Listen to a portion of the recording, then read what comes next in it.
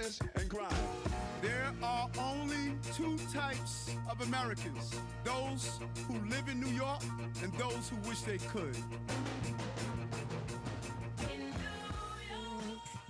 Love that song.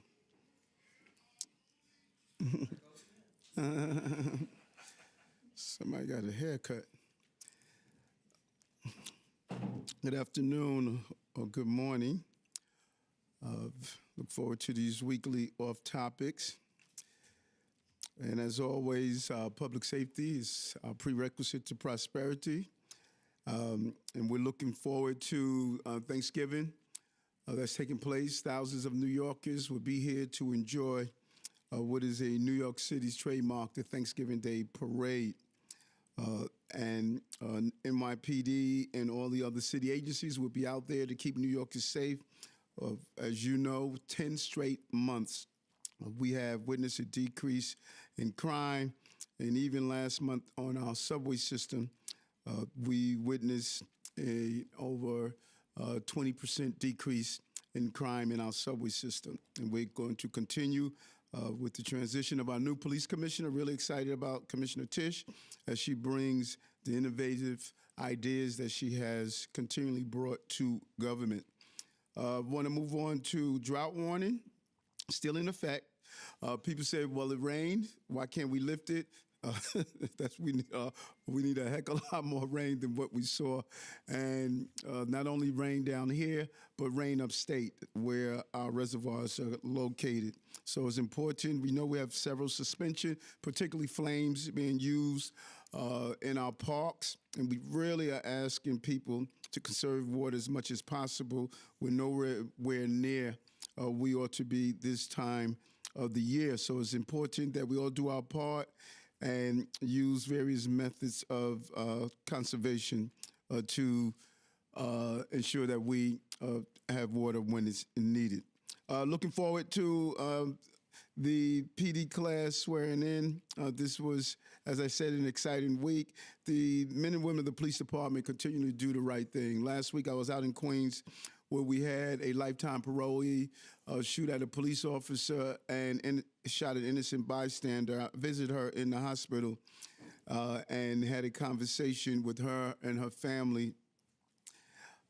And, you know, it's just a horrific experience. You know, I know that avenue so well, Jamaica Avenue. I grew up in that area. I shopped on that avenue, and people were out. Here we have this individual that I talk about all the time, repeated offender. This person was on lifetime parole. He committed crimes while on lifetime parole. This was not his last crime.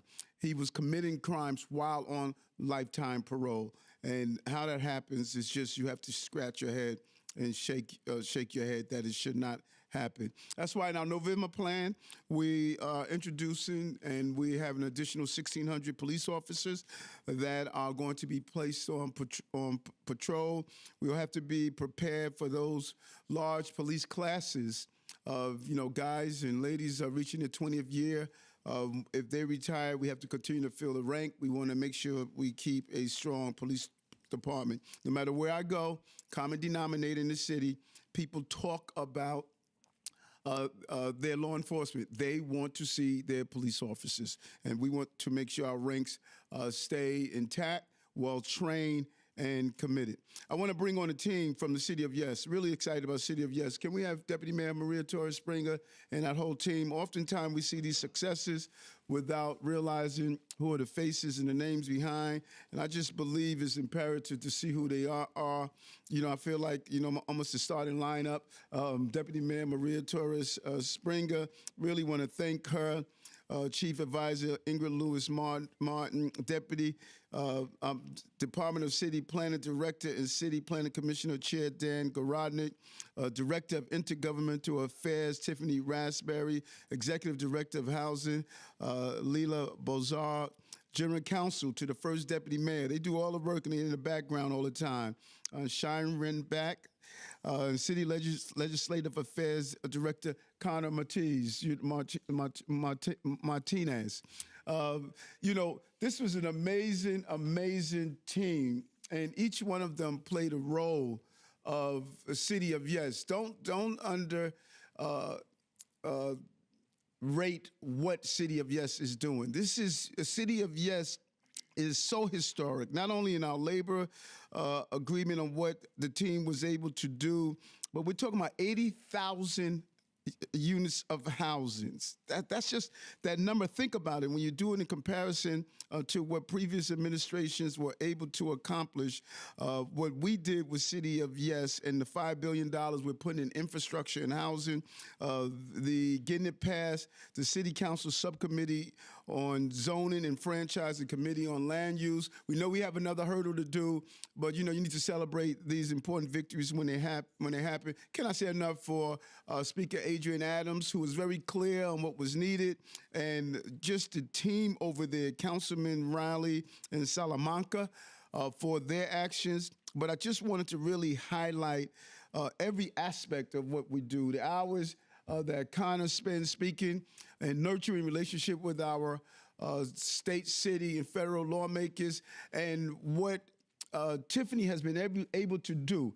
Our wins, the wins we've had in Albany, we got just about 90% of what we wanted in Albany every year we were in office because of what Tiffany Raspberry team has been able to do. The wins we got in the city council, the wins we get on the federal level is because of this team and what they have done.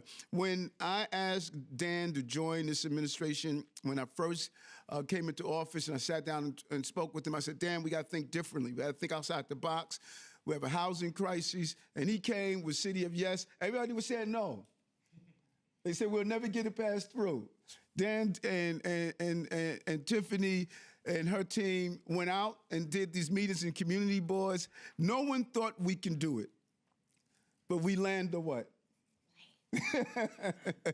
We land the plane. And, when you start looking at these historical moments that we've had in this administration, is because of what this intergovernmental affairs team has been able to do with all of our leaders, what she has done with all of our deputy mayors. They give her the assignment, she pulls in the team and execute the plan, and you have to sell this to our members. In our colleagues. So I just wanted to let New Yorkers know that we were able to accomplish this because of that. Now, we haven't passed. We want to be clear.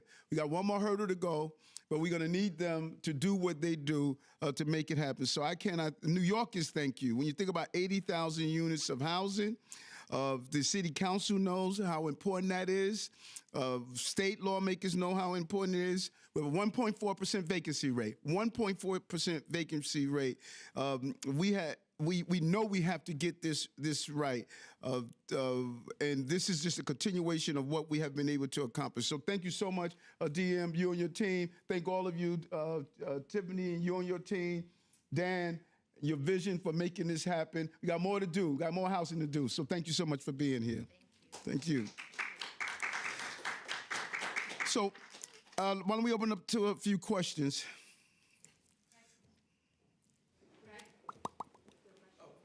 Give me 1 second. Sorry, co-supervisor. Come on, you got to be ready, Craig.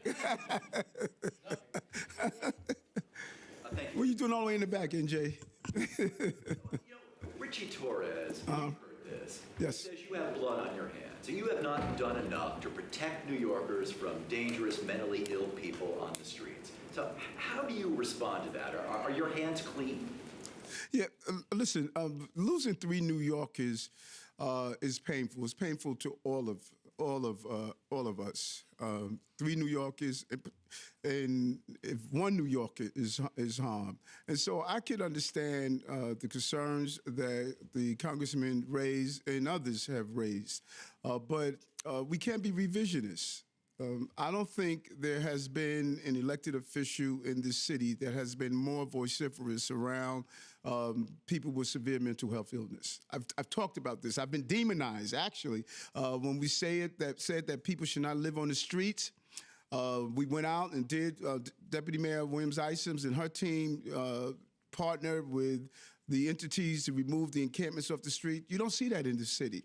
People were living on the streets and our subway stations.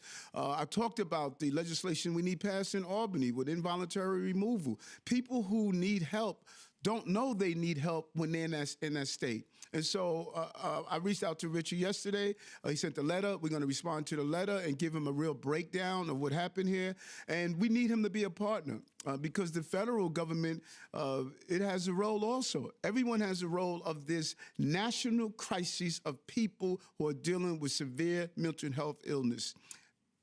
And it seemed like COVID aggravated the issue more.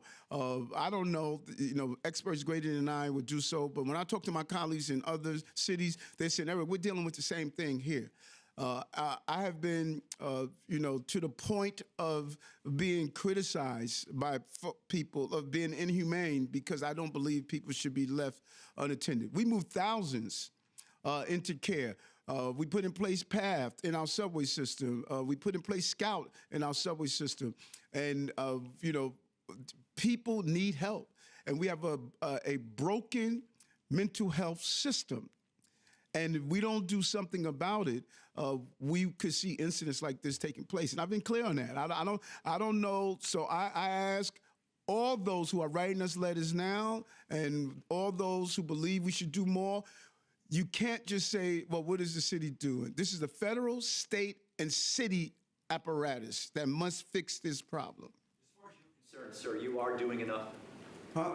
As far as you're concerned. When you have 3 New Yorkers that are murdered, no one can say they're doing enough. And in fact, NJ, that's the right question that should be asked.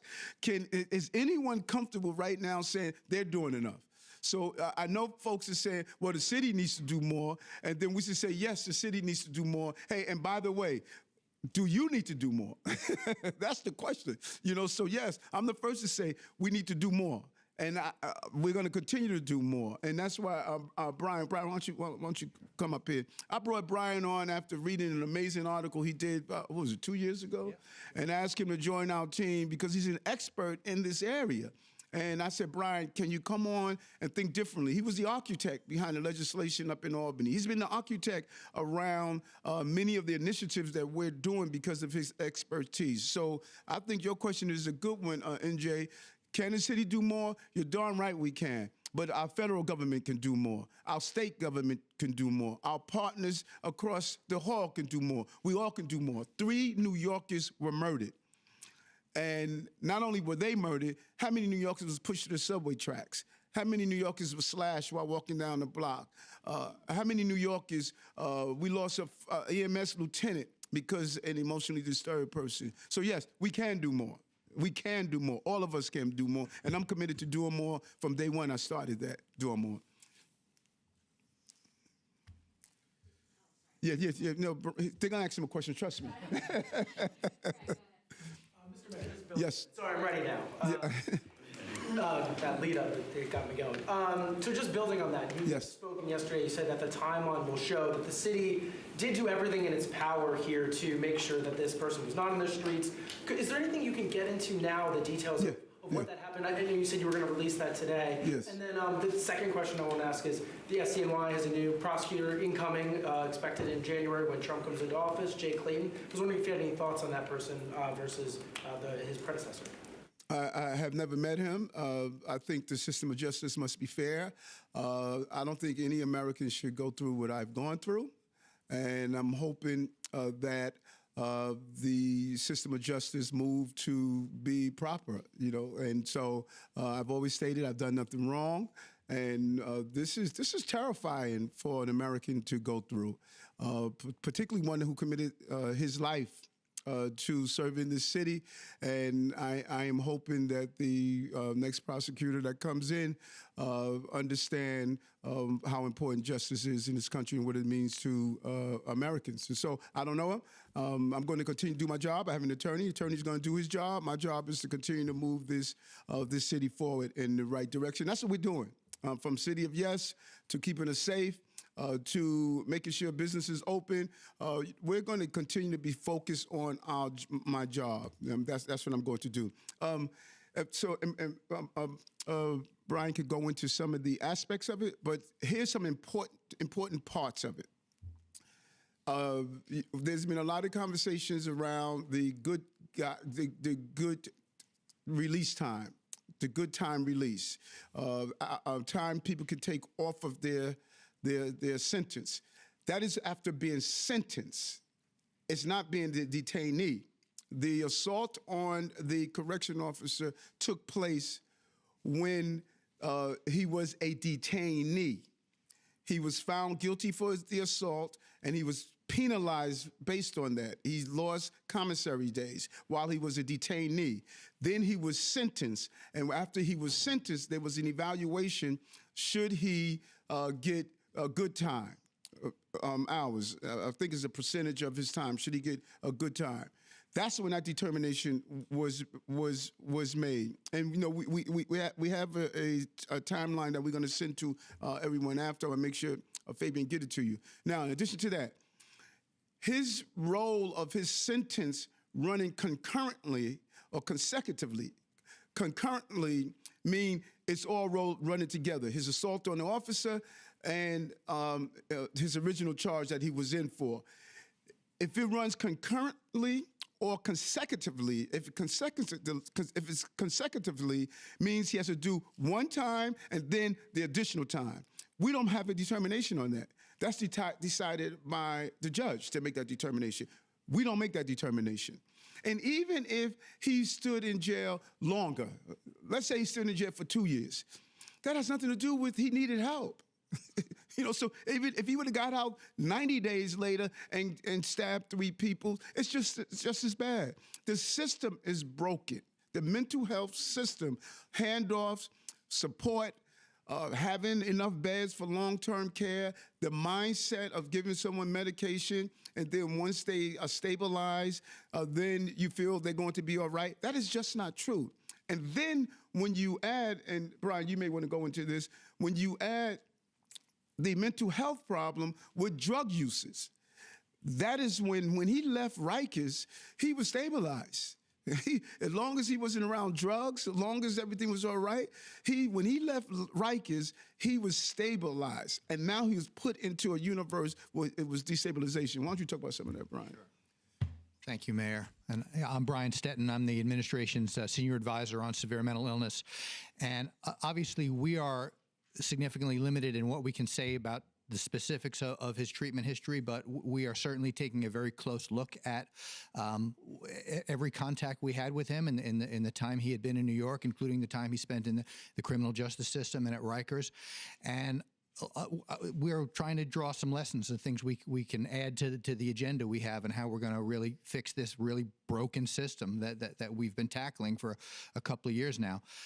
Some things that jump out in terms of lessons that this case brings to mind. I will say that we have a significant need for a better residential option for people coming out of our jails and our hospitals that are known to have severe mental illness and need a place to live where they are going to receive intensive mental health services and actual medical care in that interim period between their release from the jail or hospital and when we're able to get them to the ultimate goal of a permanent supportive housing unit. That's not something that's going to happen immediately upon release, but we need something better than a congregate shelter to send somebody to have a reasonable expectation that this is someone who we're going to be able to hang on to and monitor closely. And as the mayor says, someone who comes out of jail in a good place, stable, right, taking their medication, being able to detect when they're starting to drift away from that treatment and getting back maybe into substances that undermine their recovery, it really requires us to have them on the radar. And so there is a need for a robust residential option that we are working diligently to create, and it's something I expect the mayor will have more to say on in the near future. One other thing I'll add to that is that in the meantime, we do have a really useful and successful program called IMT, Intensive Mobile Treatment, where we have teams of mental health and social service professionals who, as the name implies, are mobile. They'll go and follow a person who is unsheltered to wherever we can find them to make sure that they're taking their meds and getting all the treatment and having their general needs met. And there is, I think, a need to consider whether, again, without getting into the specifics of this case, we can perhaps tweak some of the eligibility criteria to make sure that when we release people who are known to have mental health struggles from hospitals and jails, that we are routinely ensuring that we get that person assigned to an IMT team. So work's going to happen on that. Yeah, and no. It's two other points, and Brian will be here to ask if there's more questions on this. Two other points that's very significant here. Number one, the unbelievable constant pressure of releasing people from Rikers, constant. And we have been saying you can't prematurely release people. But that noise is so loud out there. And it's ironic, some of the same people who are critiquing what we're doing right now are some of the loudest voices about open Rikers and just let everybody out. This is the byproduct of opening Rikers and just letting everybody out. This is the byproduct of it. And we've heard it constantly. Why is anybody on Rikers? No one should be on Rikers. So let's be clear on what we constantly have to fight against and say, no, we're not just letting anybody out. We got to do it correctly. Second thing is the challenge of when people who are not in a state of what we can use involuntary action, they have to agree to it. When you reach a point that and I'm giving you a hypothetical because I don't want to go into specific of the individual, but if you reach a person who has been institutional in Rikers and upon release, they've taken their medication, they're stable, and you do your exit interview and they're okay and say, listen, do you want to go into this care? And they say, no, you cannot force them. We don't have the right to force them. They don't fit the criteria that allows us to force them. And that's a real criteria. If you try to force them, now you open yourself to the litigation, and some of the people who are saying, what did we do wrong, would be suing us because we're trying to force them. So this is what I have been talking about for years, that we have a population that can't take care of themselves, and we have to take the necessary action and stop lying about it and saying they have the right to live on our streets, they have the right not to take their medication, they have the right to do whatever they want. This is a result of what I've been talking about. Hi, Mr. Mayor. Yes, how are you? Hi, Brian. So I hear everything you're saying about how the system is broken, there need to be changes in state law in your view. The DA may have made decisions that in hindsight were not wonderful. There's pressure on Rikers. But it feels like in this case, the breakdown was more of a criminal justice side breakdown than a mental health system breakdown, in that he was given that credit for good behavior. And I know you said you're looking at that, but no one's actually answered the question, which is, this is your piece of it, of the problem. Why was he given the credit off for time off for good behavior? Why was he given that credit? And is it being given as the norm? Yes. Is that just being doled out? And if so, why? That's your Okay, piece. let me say this again. The evaluation of are you going to get good time off, the law says after you are convicted, after you are sentenced, not as a detainee. And so what we are looking at now, can we expand it to say all the time that you're in service, can we make that determination? As it is now, the policy from 2000 and I think 1 or something, it has been based on when you are only after you are sentenced. He was not sentenced until later into the conversation. My understanding is he was sentenced he agreed to the burglary charge, to the plea, Yes, in August. Yes. And then in September, there was a hearing, and we have the transcript, and that's when the DA offered him a concurrent sentence. Are you saying that the time off for good behavior decision is made before the bad behavior? Yes, yes. How can that be? No, let me do it again, because that's the question that I ask over and over again. He assaulted an officer at Bellevue. When he did that, he was a detainee. He was not a sentencee. When you look at the law, it states your evaluation on good time is after you are sentenced, not while you're a detainee. So while he was a detainee, there was a hearing, and they found him guilty at that hearing, and he was penalized because of the action. Then sometime later, he was sentenced. And when he was sentenced, you are now, based on what you did during the time you were sentenced, will make the determination of your good time. Exactly. While you're a detainee. If it's before you are sentenced, your evaluation of good time does not take into effect. You know, and so that's what we want to see. Can we change that to say for your entire time that we have you, can we make that determination even when you're a detainee and after you are sentenced? And so I ordered my team to sit down with the law department to say, can we say for the entire time that we have you and we won't be in violation of the current law that states after your sentence? Hi, Mr. Mayor. How are you, Mona? I'm well, sir. Good. So, Mr. Mayor, I have two questions.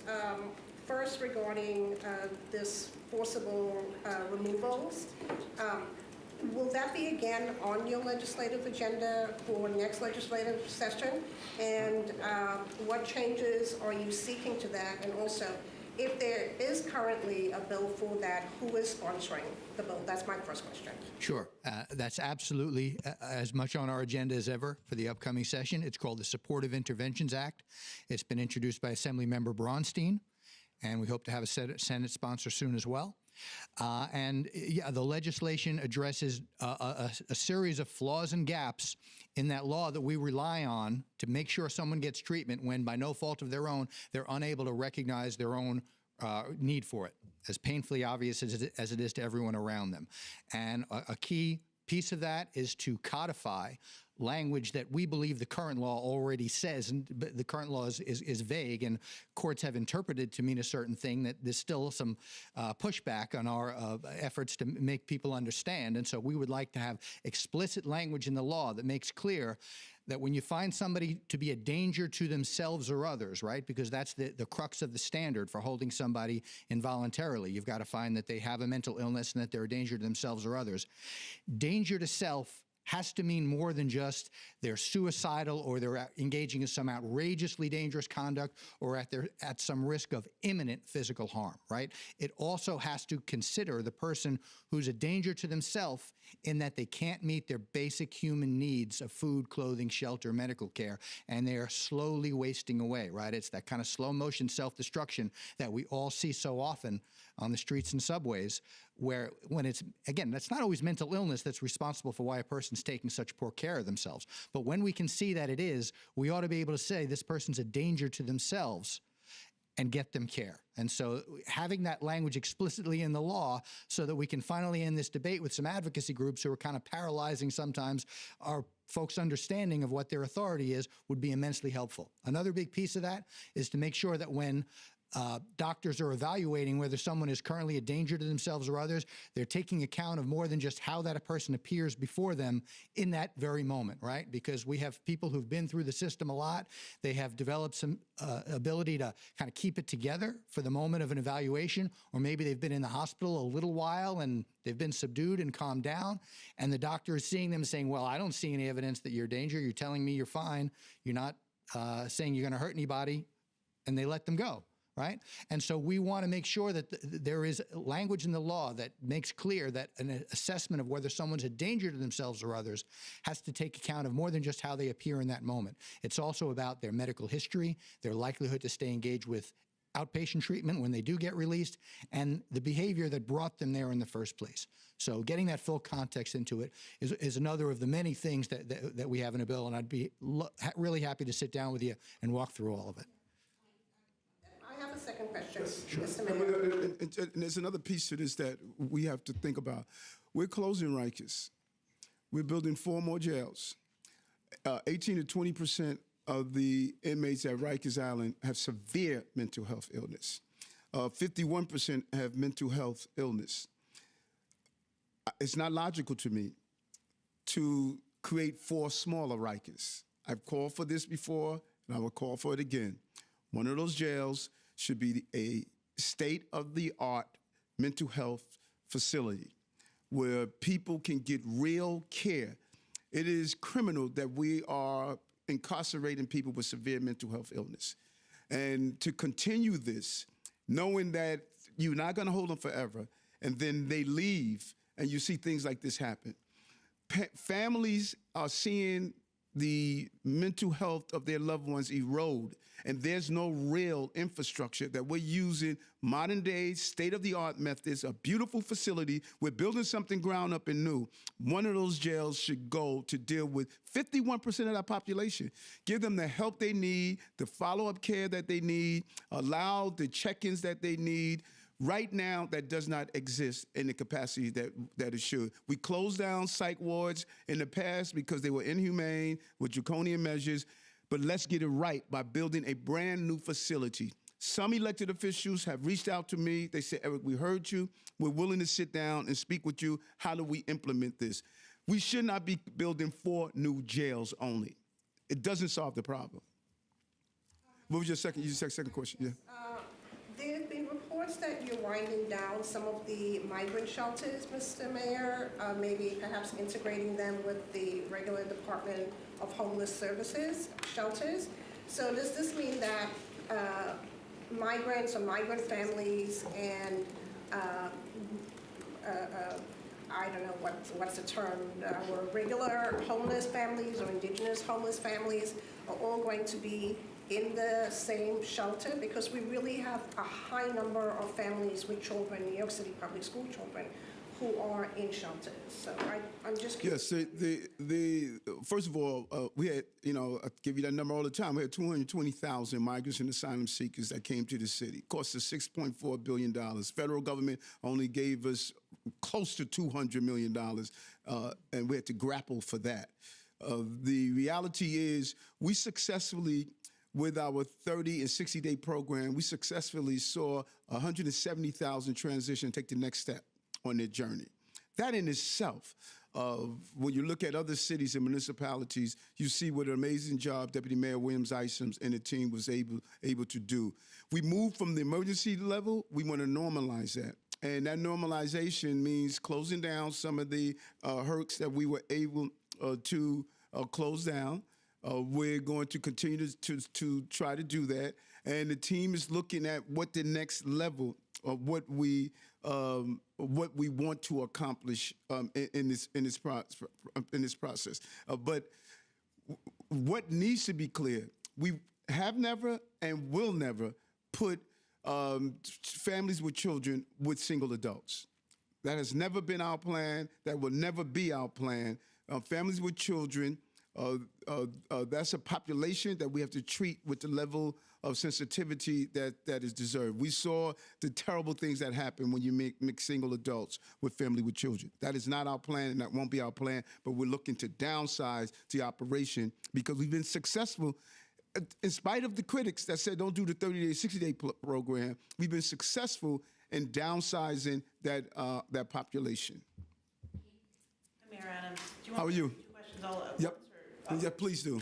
Okay. The first is, when do you plan on closing the Floyd Bennett shelter? I know we've reported that it was in the works. I don't know if there's a time frame for that. And the second question is, we also reported on really significant delays and challenges from nonprofits who are owed tens of millions of dollars in some cases from the city. They're delayed multiple fiscal years, and money that's owed to them for services they're providing. I spoke to more than a dozen providers who said, nonprofit leaders who said that this is the worst it's ever been. It's dire. They might shut down. They might lay people off. I know you tried to make inroads into improving the nonprofit payment process, and there were some delays with the passport integration, but what can you say to these nonprofit providers about improvements you will make? Because in some cases, people are owed tens of millions of dollars, and they're providing a service, whether it's an after-school program or other services, especially dealing with people with mental health challenges, that the city owes them tens of millions of dollars. Okay, I challenge the worst has ever been. On the campaign trail, I heard from nonprofits constantly telling me how long it takes to get paid. And then when it was time to pay, they were trying to pay them pennies on the dollars and not their full amount. And when former First Deputy Mayor Sheena Wright came on board, that was one of the top things I stated, that, listen, we need to get payments to nonprofits. We did a 12-week sprint, and we turned over $4.2 billion to nonprofits. And so there's been some conversations about passport, how to get it right. Deputy Mayor Anna Amazar is now in charge of that. She gave me a briefing last week. We've been doing a series of meetings to try to get that backlog cleared up because we agree they're providing services. They are in need of getting the payments as quickly as possible. Cities are not always good at paying on time with all of the processes that are engaged, but we 100%, we're on top of this issue and we are moving to launch it. But starting with this administration, they asked us, they said, Eric, we are behind in payments. We were able to turn over $4.2 billion to our nonprofits that were waiting as soon as we came in the door. And we were able to do it in a 12-week period. We want to continue to get those dollars out to our nonprofits. And now you're asking about Floyd Bennett. You said that. Can you confirm that you will close Floyd Bennett? No, you said that I announced we were closing Floyd Bennett? I said there have been reports. I know we reported partially, and Times reported partially. So is it? Oh, okay. It's true. Okay. You reported, then you must know more than I do. I mean, you say, I like that you write a story when you say we reported it, and all of a sudden you're asking me a question based on what you reported and saying that it was reported. It's reported because you reported it. Okay. Listen, here listen. You did not hear from me what I'm doing with Floyd Bennett Field. When I make a determination on what I'm doing with Floyd Bennett Field, I'm going to announce what I'm doing with Floyd Bennett Field. We're looking at all of the HERCs. Randall's Island, we're looking at Creekmore, we're looking at Floyd Bennett Field. We're trying to downsize the population. So I don't know where the reports came from because it didn't come from me. So you're denying that you're closing? No, I said it didn't come from me. I'll make that announcement when it's ready. And as well, a lot of the providers I spoke to said the main issue with getting paid is the lack of staff. We need to make time for all of your colleagues. Heather, please go. Sorry. Mayor, on some of the mental health we've been speaking with and then on the new commissioner. Yes. Why do you believe, this is question number one, the state-of-the-art mental health facilities would be helpful when you've outlined explicitly how difficult it is to hold people on mental health holds and that mental health doesn't have a huge impact on release from Rikers? So who would populate these unless you have the tools to populate them? Yeah, Brian. Okay. I can take that, thanks. So, as you're pointing out, we're talking about people who we don't have a right to hold involuntarily at the moment they're coming out of jail or even a hospital. And so we have to make this option attractive to them. And so what we're talking about is a housing facility that would have private rooms, that would have a lot of leeway about when people can come and go, and critically would have intensive psychiatric services provided on the premises. So can I promise you that everybody who currently ditches when they're sent to the shelter system would stay there? I can't promise you that because there are people who, they may have delusions that the staff is trying to poison them or that there are listening devices in the walls. You can never account for whether people, when they are in a position to make decisions on their own, are going to decide to take off. But we strongly believe we'd hang on to a whole lot more people if we made the housing option more attractive to them during that period where we're trying to keep them on a safe and stable path so that we can place them in supportive housing. That they'll come sort of thing. A little bit of that. For the people who are just sort of in that breach. They're not currently a danger to themselves or others. We don't have, we're thinking more broadly about when we can use that authority, but sometimes we can't. And so in that situation, we have to make what we offer them more attractive and more appealing. And my second question on you got, as Brian said, listen, what I've learned from speaking with Brian is that when you're dealing with someone with severe mental health illness or mental health illness, and you try to put them in a congregate setting, they don't want it. They feel unsafe. They feel that they're targeted. And when we're able to give them those single rooms, when we're able to give them a nice atmosphere like we did when we started showing the brochures, we have to change the dynamic. So if we're able to take 51% of that population and have them do outpatient treatment, or the 20% have the inpatient treatment that's needed in a beautiful facility where you're treated with respect, and find out what people are doing globally. This is an opportunity for us to change the game on mental health by taking one of those facilities and turning it into a state-of-the-art facilities that what people are doing across the globe. Mental health issues are not only New York. There are experts all over the globe that's looking at that, and we want to bring them in and say, what should this facility look like? What should we have here? What is the proven success of having people come back for their medication? How do we do follow-up? That's where we have to go. We can't continue to incarcerate ourselves out of the mental health crisis. To have 51% of the inmates dealing with mental health issues, something is wrong. Something is wrong. So to build 4 more jails to just make sure the population is spread out, that's not solving the problem. Yeah. Can you peel back the curtain a little bit on your decision making? You've praised her vision and her ability to modernize, but what did you like as it applies to crime fighting? For example, we've seen some of this random violence lately. How will her vision play out in combating these problems? You talk to everyday New Yorkers. These are the #1 concerns. Yep. How does her vision play out to solving problems like that? Yep. Great question. A couple of things. I looked at 15 candidates. You know, the police commissioner's role is a coveted position. People reached out from all over the country, and some very impressive resumes, and narrowed it down to 3. And when I looked at the 3, my #1, I have Chief Madry, I have Chief Shell, I have Deputy Commissioner Kaz Daughtry. These guys are crime-fighting machines. They know how to fight crime. They know how to look at a problem and resolve the problem. They can do it well. But how do you take the police department deeper by using some of the technology, the innovation that's going to really have a public safety revolution of really keeping us being the finest? And when I asked that question of the other candidates, they gave me law enforcement answers. I didn't get that from Commissioner Tisch.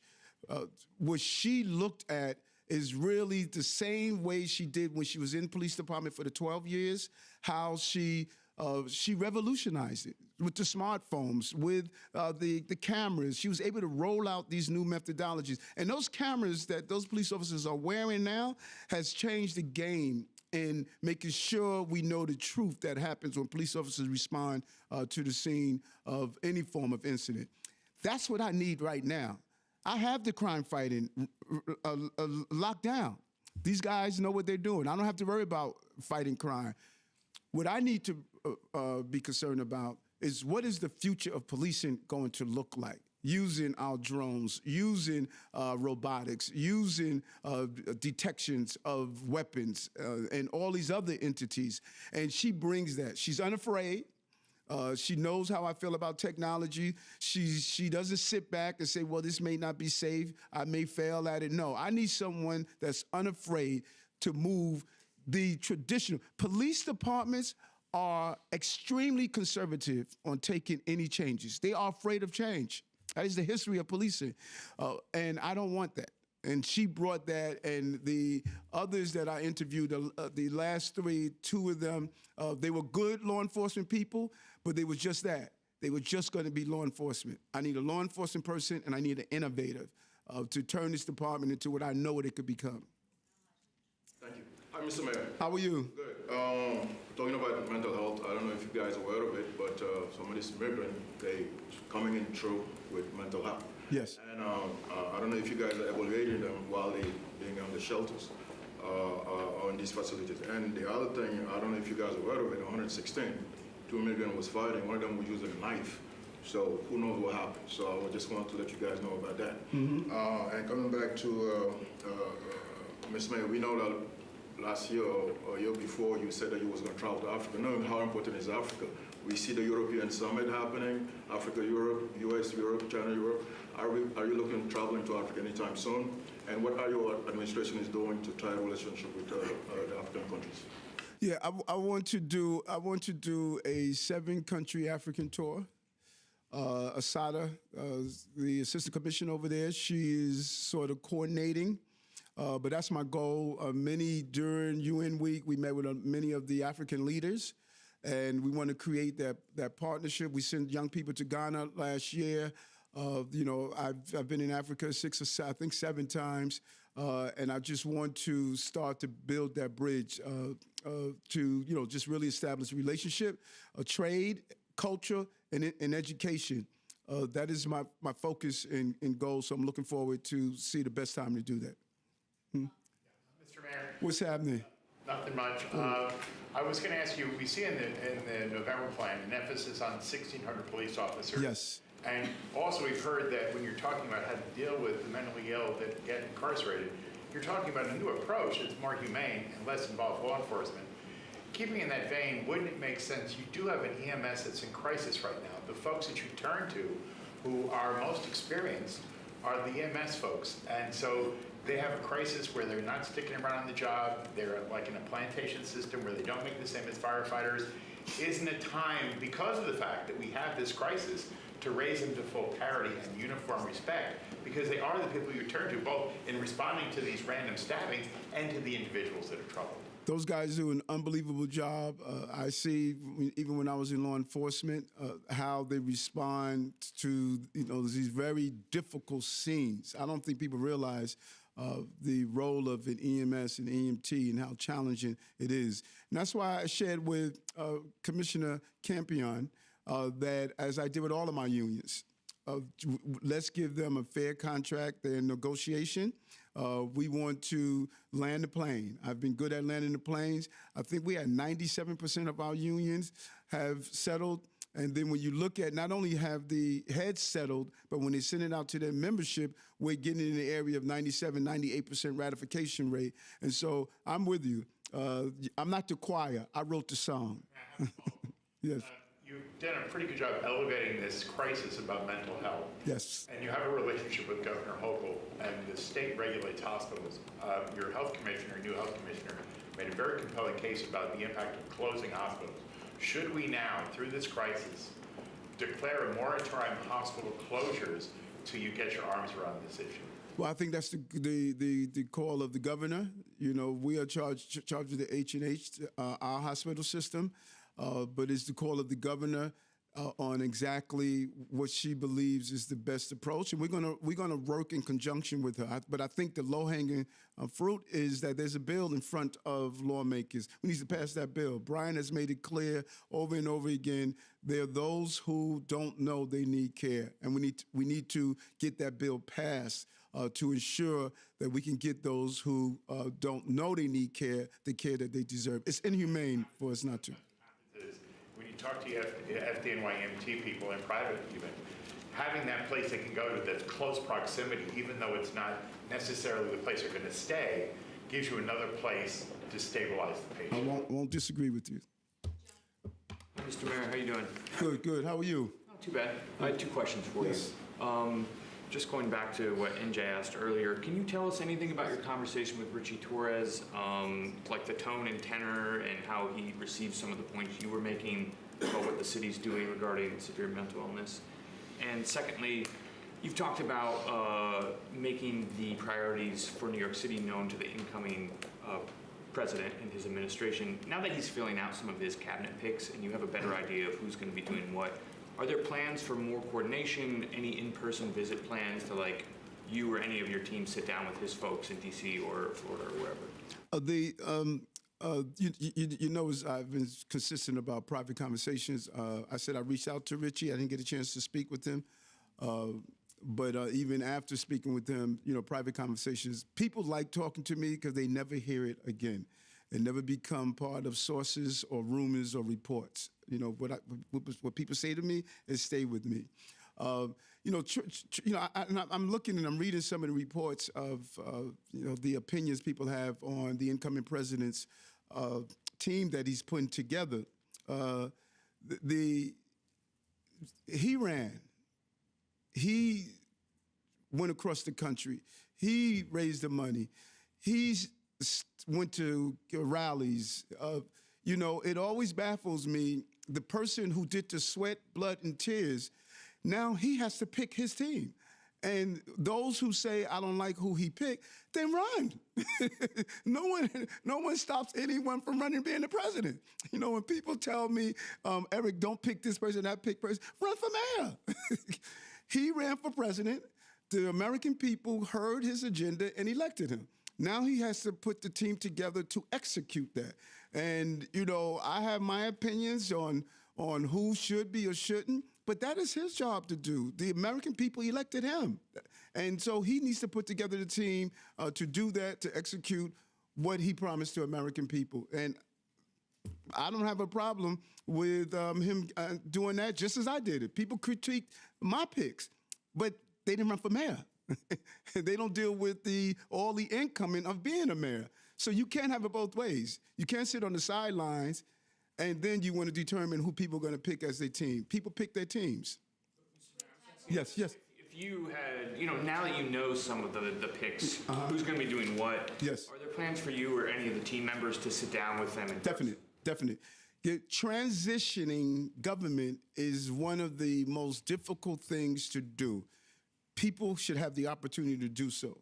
We communicated that once things are in order, we would like to sit down and share some of our ideas and visions around the border, around affordability, around what New York City needs. He was receptive to that, and we're going to continue to do it. Our goal is not to be warring, but working with the incoming president for New York City. That's my goal. Not 4 years of fighting, 4 years of building this city. Good morning, Mr. Mayor. What's up, David? To bring it to a City of Yes for a second. What will City of Yes be doing, not just to guarantee new housing, but affordable housing? Because I've been to a community meeting last week, and I think even just yesterday on Brian Lehrer show, there was a guest who's sort of an expert on this, where the concept of builders basically exploiting what City of Yes allows them to do up to the point of adding affordable housing, but not beyond. Like, they can build up to a certain height, and if they want to build higher, then it has to be affordable housing. The question has been raised, I've seen it a few times already, like, well, what's to stop them from just going to said height and just stopping there? I'm not understanding. You're saying that after they build to a certain level, the affordable housing comes after that? There's sort of some kind of threshold that I've been hearing this, that there's like, one of the rules is such that, they can build up to a certain height as much as, whatever they like, or they have more freedom, and then if they wanted building above a certain height, that then they would have to guarantee a certain amount of affordable housing units. And people in response to that have been raising the question, well, what's to stop them from just going up to that threshold height and not going beyond it to have affordable housing? Well, that exists now. When people, and even in the past, particularly under the previous administration, you have a as of right. People have an as of right of a certain level. And if they want to build higher than that, or a bigger footprint than that, then that's when you're able to negotiate and say, okay, you may have as a right to build 8 floors, but if you want to build 13 floors, a percentage of that must be affordable. So that exists now. Now, there's a specific part of it that you're saying that it could be exploited. Then I think the best thing to do is to sit down with the expert, Dan, who understands that, and you could raise that specific question to him. But we took great care and concern, the city council took great care and concern of looking through the entire City of Yes. There's been a lot of conversations around this, as I indicated, going to community boards, et cetera. Listen, we're talking about 80,000 new units of housing. 80,000 new units of housing. We need all level of housing. We need market, we need affordable, we need low income, we need middle income. When you have a 1.4% vacancy rate, that drives up costs. That drives up what we are facing right now. And so this is, City Council has been on, the committees, I should say, because we still got to get past the City Council, but the committees have been clear that they support this, and now we're going to take it to the full City Council, and we're going to make sure that it's not exploited, that we're going to build housing.